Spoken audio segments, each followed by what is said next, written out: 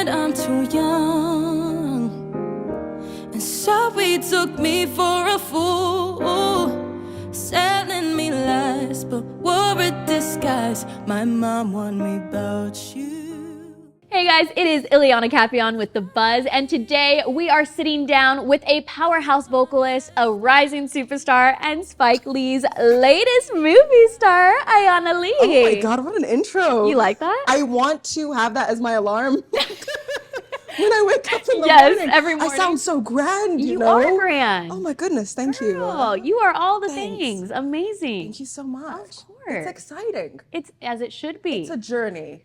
That's the reality. Okay. I feel like when you're in it and you've seen the steps that it takes to get to the places that you go, you just, it doesn't click all the time. And sometimes you have to take a moment and, you know, really like be like, oh my gosh. In every accomplishment. Yes. And sit in it for a minute. Well, and it's probably feels more like, you know the work, you know the steps it took to get there, right? So you're like, yes, this moment is grand, it's amazing, but also like, can we take a moment for all the years that it took us to get here, all the hard work that it took to get here? It's a lot of sacrifice. I think more than what people can probably comprehend because you only see the end result. And I think also just social media kind of constructs this false narrative of people's lives being so perfect. Yes. And it's never that. No. It's never that. But with that being said, I'm very grateful that I'm able to do what I do. And I'm very grateful I've been, you know, blessed to be surrounded by legendary people who are also just great people. And I'm excited. I'm very excited. I'm excited for you. And I feel like we are just at the beginning, right? I know it's been years of work getting to this point, but gosh, congratulations on all the success, and especially the new Spike Lee movie you're co-starring with Denzel Washington. Insane. Like, absolutely insane. Wild. Can you tell us about some of the on-screen experiences? What was the craziest on-screen experience for you? Oh, geez. I mean, just being on set with Spike and Denzel was... it was hard to process. You know, it feels like a dream, and I'm not someone who's really starstruck by a lot of people, but when Denzel walks on that set, it's like a superstar has entered the building. Yes. I am so serious, and I think me and my mom, who's in the back over there. Hey, Mom. Yes, we were both taken aback, and what a just genuine guy, and I think as soon as, because I think beforehand, I wasn't sure if it was real. Okay. I don't know if I was processing that's real. Spike had called me and he's like, you're going to be on set with Denzel in a few weeks. And I was like, oh, right. But once you're on the set and actually face to face with him, it was like, wow, this is actually happening. Right. So I think just being able to sing this song and perform it live for him, something that I wrote in my bedroom, something that my mom helped me with, you know, having it go from me in my bedroom to me on set singing in front of Denzel and him tearing up in real time, it was surreal. So did you sing it live to him in the moment for the first time? Yeah. Wow. So everything that you're seeing is like me with an actor's mic like this, basically, and a set that's like just dead sound. So I was like, oh my goodness, every mistake, you're gonna hear every single little mistake. I was like, geez, you know, this is either gonna be really great, or we're gonna have to quit after this one. You're like, that's a wrap, let's go on a We're gonna have to quit after this one, no. But no, it was so cool to actually bring a performance to life live on set, no gimmicks, no auto-tune, and raw. have that. Raw. Super raw. And Spike has a very particular vision and really has such a musicality about him and really cares about, you know, the emotion of it and the rawness of it and the artistry of it and the lyrics and the storytelling, and he wanted to showcase that in a way that felt authentic. To not just me, but the character as well. Absolutely. So that's what I was going to ask you about. So great segue there. The character. How do you feel like, were you relating to her? And what was the most like out of body experience that you had as a character that you were like, I would never do this? But then the parts where you're like, yeah, that's my girl. That's me. She is me. That's my girl, honestly. That's my girl through and through. The rip. Really? I'm telling you now, to be honest, it felt like me. I felt like I was just me, because I had been through a very similar, if not the exact same experience, performing live in front of a music executive, trying to get signed. This is your one shot, go. And so it felt exactly like me, to be honest. Wow. Yeah, and it felt kind of cathartic to be able to experience it in a way through the lens of Spike Lee. Yes. You know what I mean? In a movie setting where, it just felt like, wow, this is crazy that I've been through this in real life and it's being captured on film. So I feel like I brought a lot of also the pain and kind of trajectory of my career and storytelling of, being signed so many times and being almost homeless and having to work my way from that point. Felt like I was able to tell that story through the lyrics of the song that I ended up performing on set and wrote for the film. So it was deeply personal. Yeah. It was, you really were able to tune into who you were. It was a diary entry. Yes. Yeah. Did you feel any of that pressure, or was it hard to maintain your composure as you're like performing this? You know what? It just felt therapeutic, to be honest. Wow. It really felt really good to be able to do it and perform it. I feel like we performed it like 20 times. I'm not gonna lie. Spike is like, nah, it wasn't that many times. I'm like, I feel like it was maybe 15, I wanna say, that I did it on set. But every time, the whole crew was so locked in, and everyone, I feel like we all had this collective communal experience, and it just made it feel so comfortable, and it made it feel so so honest. Yeah. It was fun. And your character has a lot of emotional moments in the film. She brings a lot of emotion to the film. What was the, I don't know, like moment that challenged you the most? What scene challenged you? Oh my gosh. Whew. I think when me and Denzel are going back and forth, I remember there was this one take where Spike was like, "Oh, that was real. What you're feeling right now, Denzel had almost like, as the executive, as David King, had scared me a little bit in that moment." And it hit my core, and it hit a moment that's definitely struck a nerve. Struck me. Yes. Because as the character, as yourself, you don't really want to anticipate what's going to happen. Right. So in that moment, Denzel threw something against the wall that was just like, oh, maybe this isn't my moment. You know what I mean? As the character, maybe I'm not getting signed today. Yeah, you know what? It's not happening for me today. Yes. You know what I mean? And so I think that was really cool to be able to have that authentic back and forth, and he improvises, and every take is so dynamic and different, so it keeps you on your toes. Were you able to improvise as well?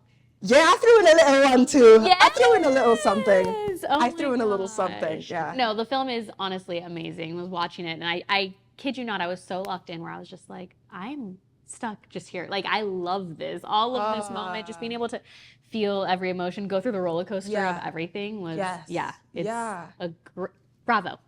Oh, thank you. You're welcome. Shout out to Spike. Yes, shout out to Spike for Shout sure. out to He Denzel, did shout his out thing. to Spike. Yes. They did their thing on this, and again, I love that Spike really cares about the musicality and that conjunction of music and film, and he's been able to bring that throughout every single film that he's done. It's important, It's right? very important. Like, I feel like you Pivotal. can't have one without the other, because you could have an amazing film, and if you don't have the music to go with it, you're like, I didn't feel all the feels that I should have felt there, So that conjunction, that marriage is very important. Does it feel surreal to you to be able to say, like, I'm in a Spike Lee movie with Denzel? Super. I think going to the theater, I mean, I went 8 times. So if that doesn't tell you how excited I was. And also just like, even going into the theater and experiencing what that is, and the community of what going to the theater is, and how we should be keeping that alive and having that shared experience, and seeing other people, how they've reacted to the scene, and whether it's like, anytime everyone's clapping, and I was like, oh my God, this is actually happening. Especially because it was so raw, and I did not know. You have no control over the final cut, Yes. right? Yeah. You don't know what's going to be on the chopping block. I mean, in my head, I'm like, you know what? They might delete my whole scene. You know, in my head, So I you was like, really this went into can't it be with, real. oh my gosh. So, and Spike would always go like, nah, it's real. Are you ready? Are you ready? So, I mean, it probably all yes, started off even as a dream to you, like waking up, totally. because he reached out on Instagram? Yes. He messaged me on Instagram saying this is the real Spike Lee. The real Spike Lee. Okay, so you know it's not Yeah. fake. Okay. Like, That's why I gave it away. yeah, exactly. Once I said it's the real, I said, yeah, for sure. Absolutely. No, but I saw the verification. I was like, this gotta be a fan. There's no way that this is actually the real Spike Lee. Maybe someone's trying to scam me. Trying Yes, to take the money okay. I don't have. Yeah, right. Like, joke's on you, baby. Yeah, it's like, honey, we in the same place. Yeah. But, Spike reached out. It was a very long DM. He had listened to my discography. He found me from a song that I wrote online called My Idols Lie to Me. And it was going super viral on Instagram and TikTok. And he was like, this is the real Spike Lee, you dig? This is really me. Yes. And I ended up firstly waking up my mom. It was 6 a.m. And I was like, I think Spike Lee might have reached out. I don't know. Oh, And she's my like, gosh. girl, go back to sleep. Right. She's like, why are you awake right now? That was my first question. Also, I don't know why I was awake, but something just, because I'm not a morning girl. You speak my language. Here we go. I'm not a morning girl, but for some reason this morning I was up at that time, saw the DM, freaked out, went to my mom. She's like, go to sleep on it, baby. Sleep on it. But I ended up meeting him that day, and I was like, oh, it's real. Okay, wow. Okay. Wait, that day? That day. Where did you guys go? Yeah, we had lunch that day, and we just got to talking about the conjunction between, again, music, film, the history of cinema, his history and how he's been able to mesh those worlds together. And, his father was a musician, and really getting into that history and, how, he was working with Michael Jackson, and Michael would call it a short film. So just all these kind of tidbits, and acting and the art of acting. Yes. So we were just getting into deep conversation about those things, and he didn't really talk about any kind of movie or anything, or, oh, I want you for this role. So you had no idea at this No point? idea. Okay. He was keeping it very mysterious. Okay. Everyone will know Spike is very mysterious. You don't know till you know. Okay. So months go by, and he calls me, and he's like, he's asking me all these questions, like, okay. And then he sends me these sides that incorporated a few pieces from our convo. And he's like, okay, so memorize this by Sunday. And it was like a Friday. And then I ended up on Sunday. I memorized it, went into his casting office with these two lovely ladies who are amazing. Kim Coleman being one of them, who's an incredible casting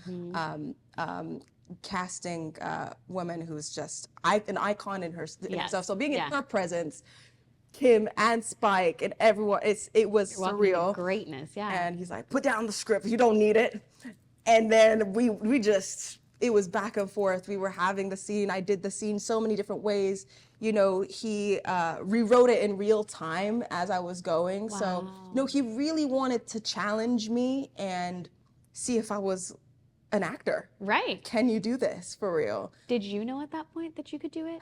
I manifested. There you go. I'll say that. Like, I this manifested. is the goal.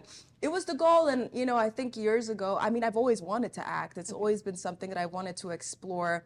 And for some reason, it was never a question in my mind that at one point it would happen. But I would always tell my mom, it's like, if it's gonna happen, like a director's gonna literally have to discover me. Yes. Someone's just gonna have to get it. Okay. You know what I mean? And it's just crazy how this came along and happened. So, but I did audition. It was such an incredible masterclass to me. And he didn't say I got it. He's just like, okay, let's go get some Jordans. So I'm like, maybe I didn't do. So that's the mystery of it all, right? Okay, yeah. And he, we got Jordans that day. Didn't tell me anything that, oh, you got it, oh, you were terrible, oh, you were great. Nothing. And a few weeks later, he's like, okay, in a few weeks, you're going to be on set with Denzel. And so I was like, oh, so I guess I did got okay. it? So did I get the role? I was like, Yeah. oh, I got it. Oh my God. Very matter of fact. So you got the role, and then we're gonna be on set with Denzel Washington in a few weeks, and and we're gonna need a song, and you're gonna have to write a song for the movie. So you still didn't even know about the song at this point, which then became literally the title. I probably knew that there was gonna be a song, but I you know, because in the scene it's kind of like, you know what I mean? Yes, It's like that structured for moment. something. It's Yes. structured for something. Mm-hmm. But I don't believe at that time I had the song yet. And we talked about the movie. I'd you know, read the script and everything, and you know, really brought my life experience as well to it, and wrote the song. And we wrote probably 10 songs before we got to this one. Okay. So it's like I joke about it all the time. I got an album full of Spike Lee joints on my laptop. Do we get the album? Like, okay. You know what? Maybe one day. Maybe one day. But but I think that goes to show how specific he is, and how he doesn't want to just throw anything in there. He really wanted it to be intentional.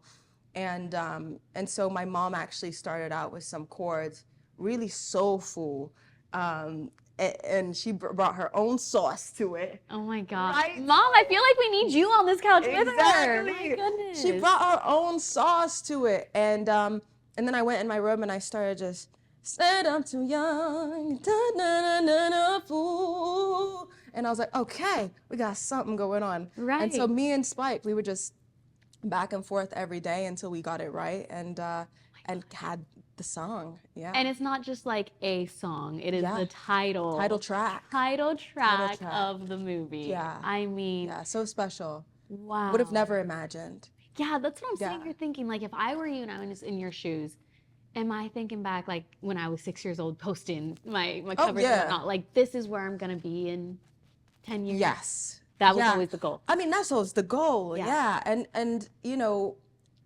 I was obsessed. I'm an obsessed type of artist. Okay. I have to dial completely in.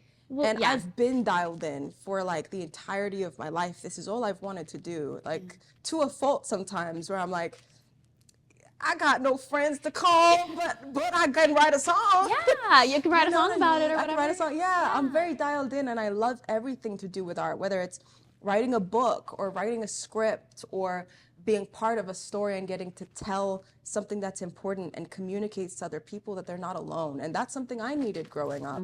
When I grew up, you know, listening to all these albums and artists and visual storytelling like Michael Jackson.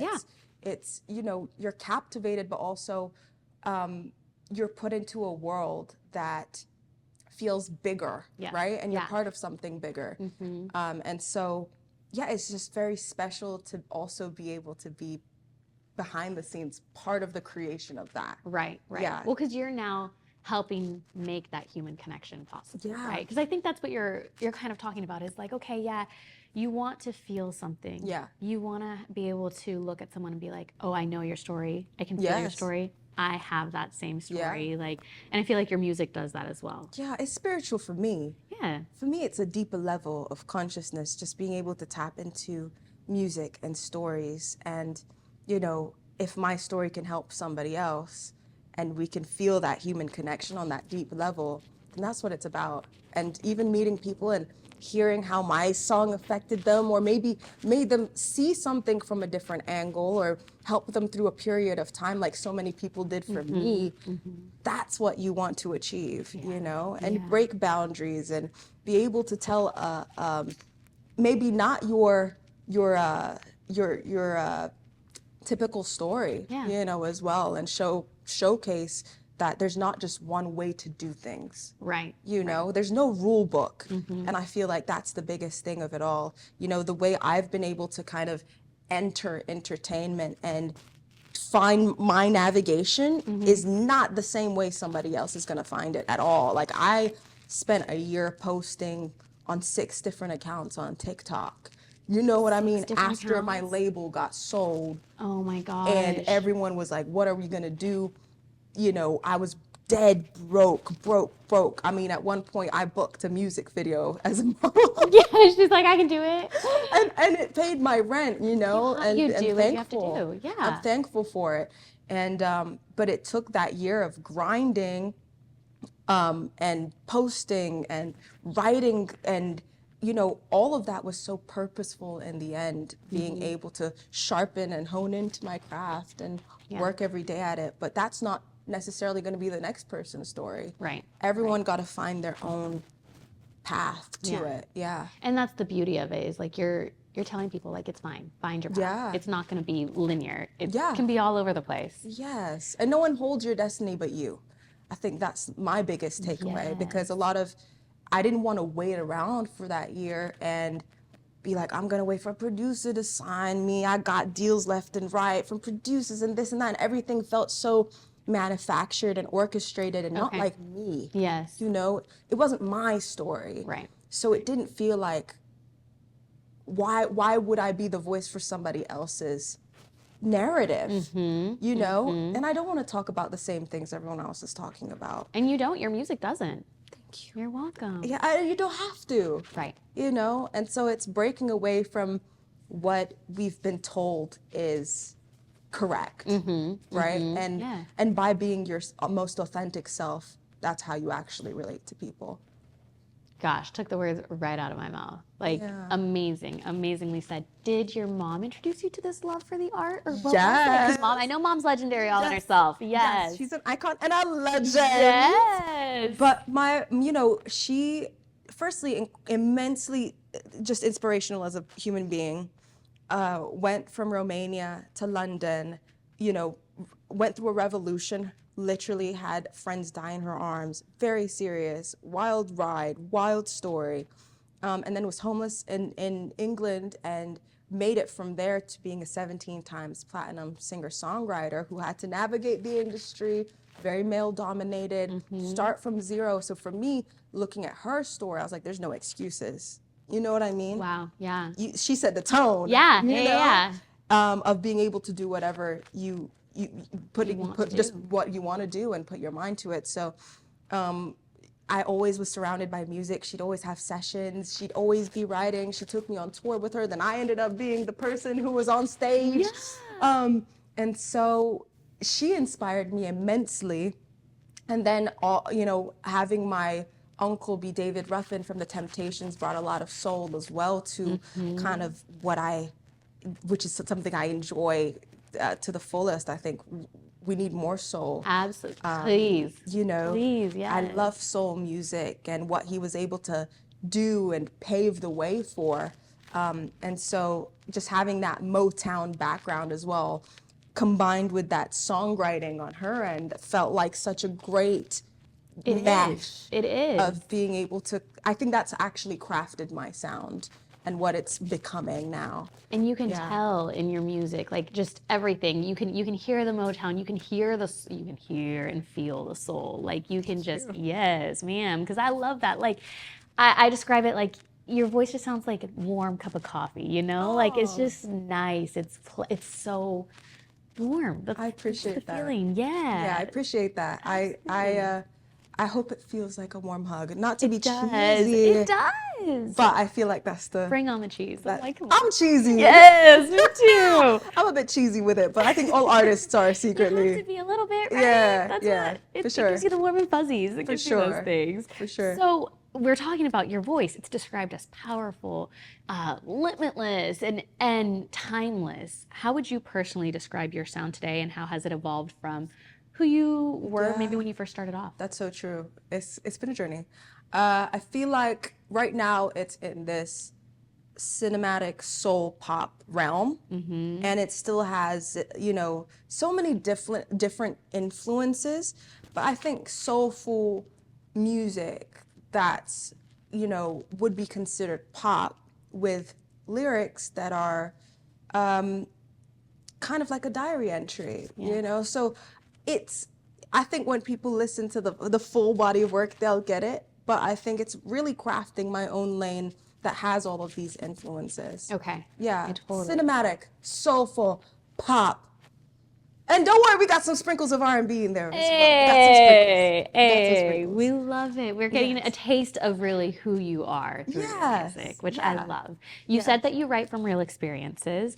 What song would you say challenged you the most in like an emotional way to write and perform? And I think My Idols Lied to Me is my most emotional song because it's just really, it's raw. Yeah. It's really raw. It's like an open wound every time I perform it. It's, because I think it's so relatable, and the meaning of it changes throughout time because idols can mean so many things. So it's obviously, in my case, in the beginning, it was, okay, you know, my idols that I've worked with, and maybe I signed to this person, that person that I looked up to for so long, and then you kind of realize that the mask, yes, it's a mask. it's a mask. It When is you a take off mask. the mask, and it's like, oh, Who no. are you when you take off the mask? Yeah. And you know, that a lot of the people, you know, obviously being in Hollywood, and I've been in Hollywood for so long, you meet a lot of people that you grew up listening to or looking at on TV, and then you realize that these are just, not that they're just people, but a lot of them are not great. Right. Yeah. Transparently. Yeah, you're like, oh A gosh. lot of people are just not great people, and I think you find your own values through that journey of being here and figuring out what kind of tone you want to set. Yes, yeah. Because someone might one day look at you as the idol, right? Someone probably is already looking at you as the idol. I don't know. But I Yes. want to live up to somebody's expectations. I think it is a responsibility, and I think that not enough people take that part into consideration. And of course, we're all human beings and we all mess up, and that's, you know, that goes without saying. But at the same time, when you are an artist, people do look to you for hope, inspiration, just by nature. So why not set a good precedent and good morals and values? Well, it's like you said, you look up to these people and you shape yourself around who you think this person is. So it can be really depressing. Disorienting. And disorienting when you're like, wait a minute, that's not at all how I expected this to go down. Disappointing. Yes. And now I have to rework this entire framework of who I thought they were, who I thought I was because of I was inspired by them. Like it's a lot. Yes, a lot to digest. But you're managing. Yeah, you know, I think now it's like a lot of the most talented people that I've met, including Spike and Denzel, these are humble people and really good people to the core. And so it's nice to know that there are some people that you look up to that are who they say they are. Yeah. Yeah. Are about it. Yes. Yeah. For sure. They're being an actual influence out there. Exactly. Exactly. So what emotions do you hope that people walk away from when they listen to your music? I mean, I just hope they feel deeply. It's hard to say one emotion because I think every single song will give a different experience, right? Yeah. But I know when I listen to music, sometimes I like to feel deeply sad, to have it as a, you know, kind of purging of that emotion. Yeah. You know, and some will bring great joy, and some will hopefully answer maybe a question they didn't even know that they had. So I think it's not really necessarily an emotion, but hopefully maybe a clarity within themselves that they take away from the music. Totally. Yeah. What comes first for you when you're, you know, writing or getting started with the music? Is it the lyrics? Is it the chords? Is it just sitting with mom and like talking? Like, what is it? How does it go? Oh, well, definitely a lot of sitting with her. Yeah. Okay. She's my therapist, girl.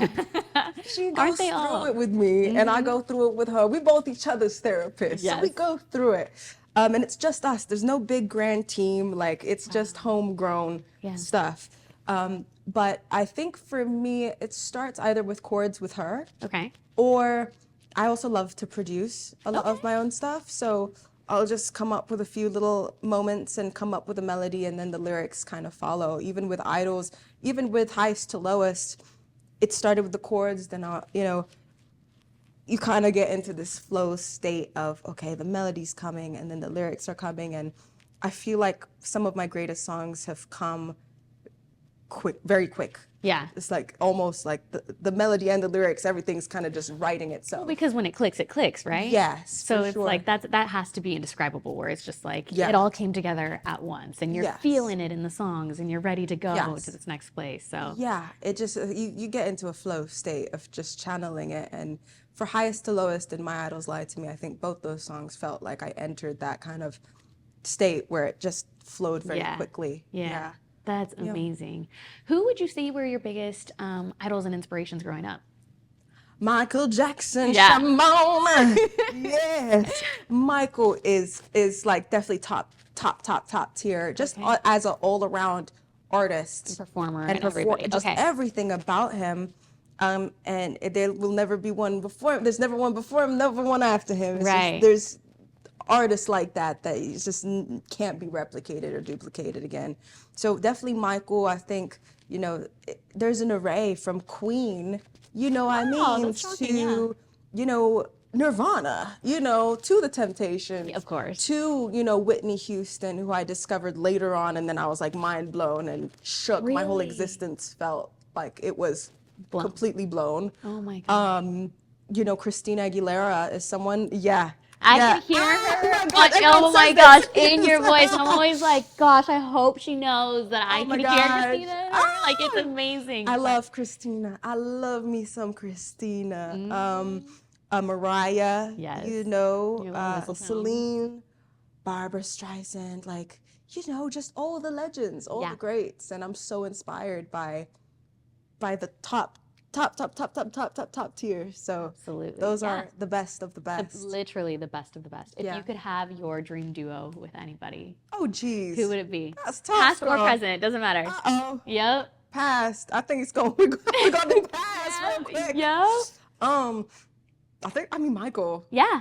Yeah. Well, I mean, and it's got to be so crazy to you to be like stepping into the arenas that like he is in as well. It's so wild. Yeah, it's crazy. You know what? When I look back at even this year, and I'm an independent artist, so there's just no backing. There's it's no management. Like me and my mom just grinding it.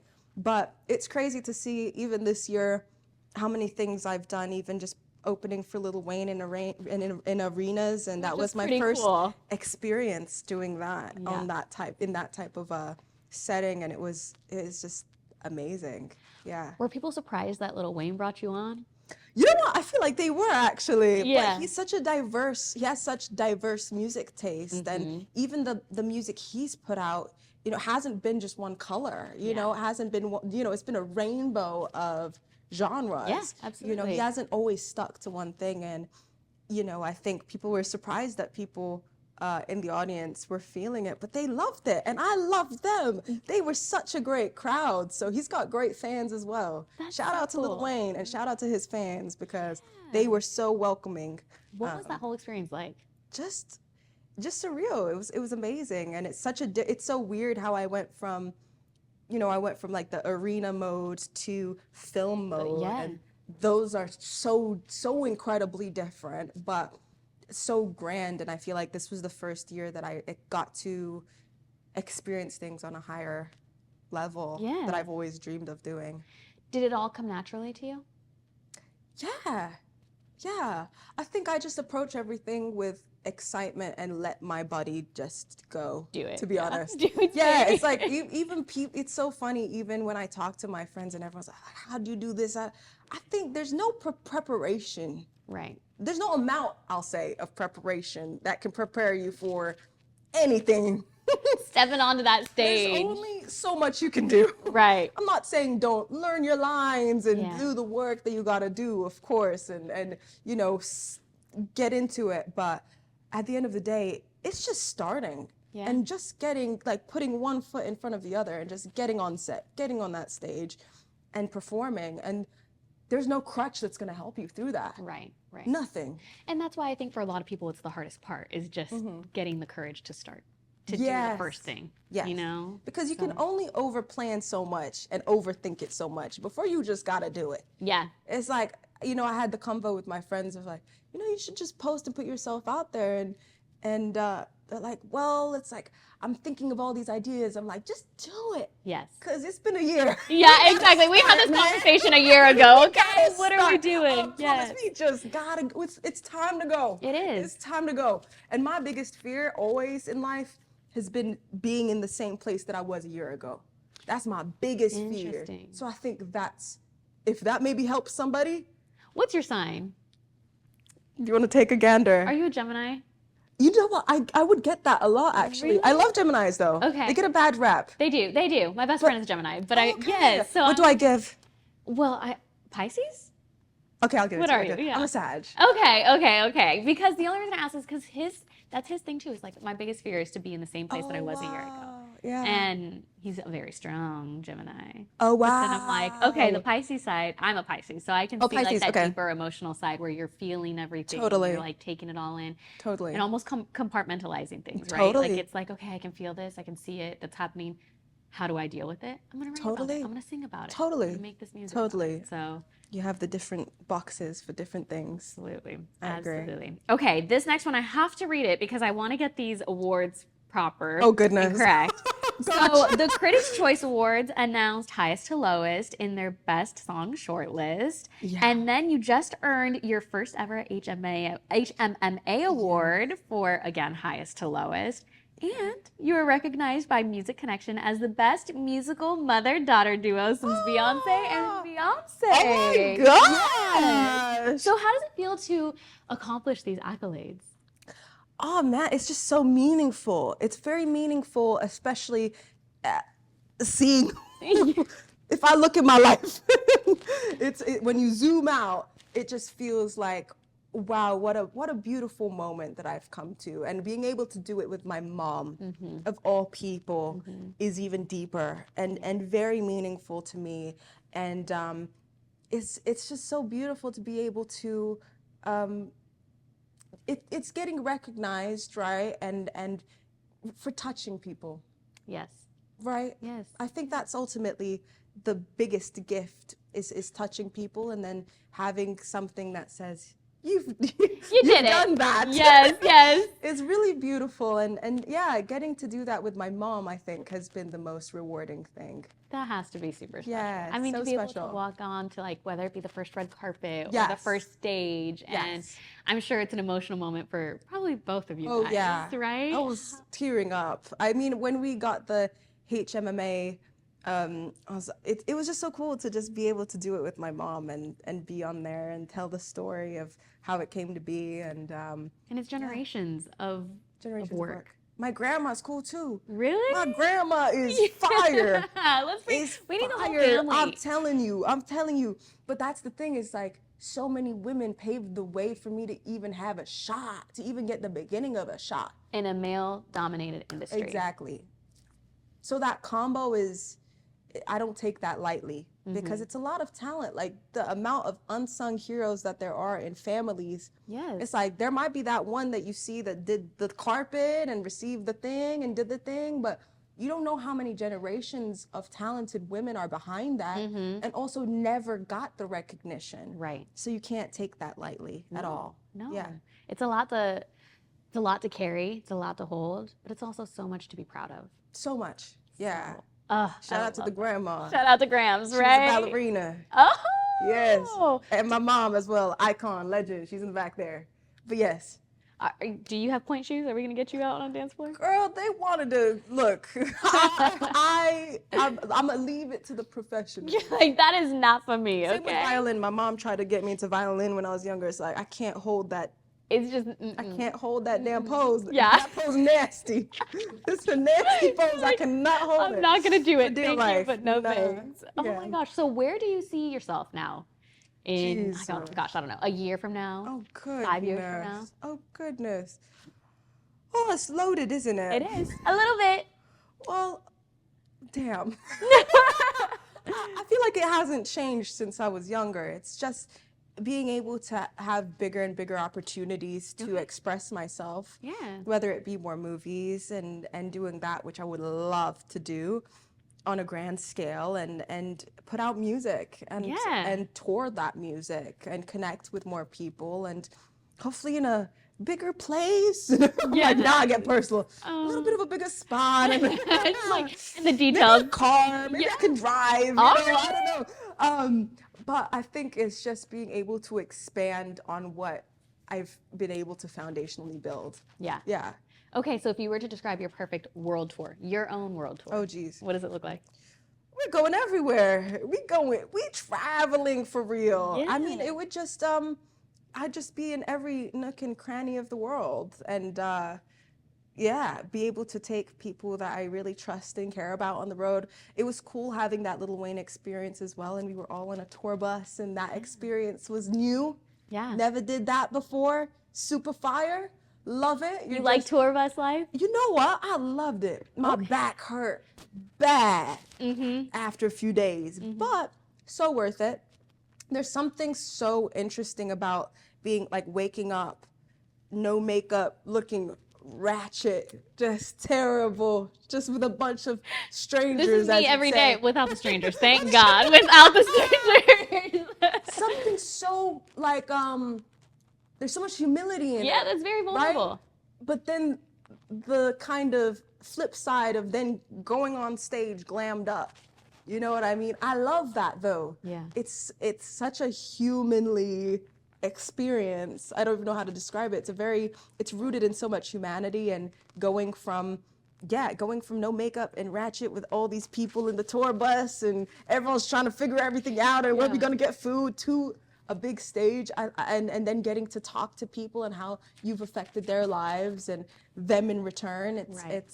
I like the whole experience. The whole thing. It's fun. The full thing. Okay, what can fans expect from you? What's coming next, and where can they connect with you? Keep connecting. Oh my with you. goodness. What to expect next? More performances. Very, very soon. More performances. And hopefully music very soon. Hopefully January, February. I'm working on it. Please, I'm gonna hold you to that. My mama. We're trying to figure this out. Look, we're trying to figure it out. But I want to put a body of work out. Yes. And so definitely look out for that in the next few months. Something's coming like today, actually. I don't know when this comes out, but something will be out by the time this comes out. Maybe a little short film with Spike. Oh! Maybe a little birdie told me a little. A little birdie might have told you. So we just worked on something that we're coming out with today. How exciting! Congratulations! I'm so excited for that we shot in New York, and so that comes out. So that's going to be out for everyone to enjoy as well.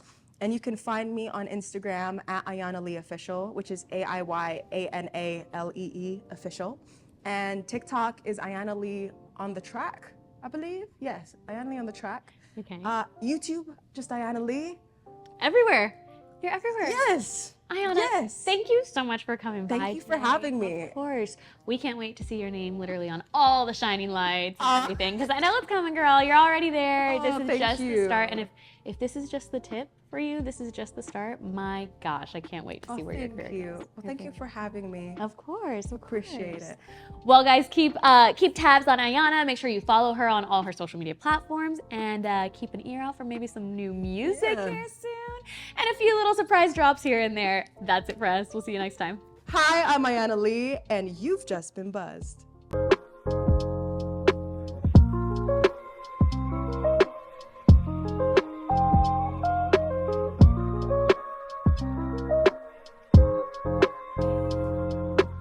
underestimate